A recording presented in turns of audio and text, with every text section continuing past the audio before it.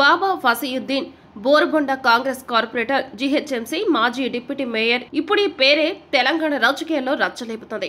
జూబ్లీహిల్స్ నియోజకవర్గం BRS MLA Maganti Gopinath ఆరోగ్యం క్షీణించడానికి ఫసీయుద్దీనే కారణమన్న వాదనలు పొలిటికల్ సర్కిల్లో హాట్ గా వినిపిస్తున్నాయి. అసలు వీరిద్దరి మధ్య వివాదం ఏంటి? ఒకప్పుడు కారు పార్టీలో పనిచేసిన ఫసీయుద్దీన్ కి మాగంటికి గొడవ ఎక్కడ మొదలైంది? ఆ గొడవలకి మాగంటి కుంగిపోవడం ఏంటి? ఇప్పుడు ఇవే అంశాలపై పెద్ద ఎత్తున చర్చ నడుస్తుంది. మొన్నటికి మొన్న బోరబండలో ఉదాహరణ జరిగింది. బీఆర్ఎస్ కు చెందిన మైనార్టీ నేత సర్దార్ ఆత్మహత్య చేసుకున్నారు. కారణం బాబా ఫసీయుద్దీనే అంటూ ఆరోపించారు కుటుంబ సభ్యులు.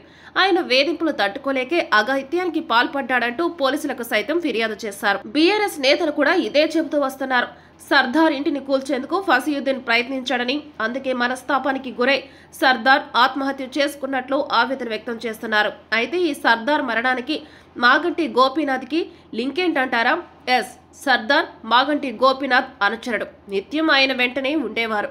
మాగంటి కుటుంబంలో ఓ సభ్యుడైపోయారు. అలాంటి సర్దార్ మరణం మాగంటిని కొంగదీసిందని చెబుతున్నారు కారు పార్టీ నేతలు. సర్దార్ను తలంచుకుంటూ కొన్ని రోజుల పాటు మాగంటి భోజనం చేయలేదంటున్నారు. అంతేకాదు, మాగంటికి ఫసీయుద్దీన్కి గతంలో ఉన్న వివాదాల కారణంగానే సర్దార్ని ఫసీయుద్దీన్ టార్గెట్ చేసినట్లు బీఆర్ఎస్ చెబుతోంది. మాగంటిని మానసికంగా దెబ్బతీసేందుకే ఫసీయుద్దీన్ సర్దార్ని వేధింపులకు గురి చేశాడంటున్నారు పలువురు నేతలు. ఫసీయుద్దీన్ అరాచకాలు ప్రభుత్వానికి కనపడట్లేదా అని నిలదీస్తున్నారు.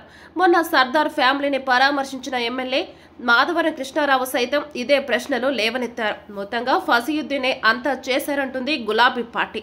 పగా కుట్రలతో రగిలిపోతున్న వ్యక్తి వల్ల కారు పార్టీ నేతలు కుంగిపోతున్నారని ఆరోపిస్తుంది. ఇప్పుడు యాక్షన్ తీసుకోకపోతే తమ ప్రభుత్వం వచ్చాక రియాక్షన్ మరింత సాలిడ్ గా ఉంటుందంటూ హెచ్చరిస్తోంది.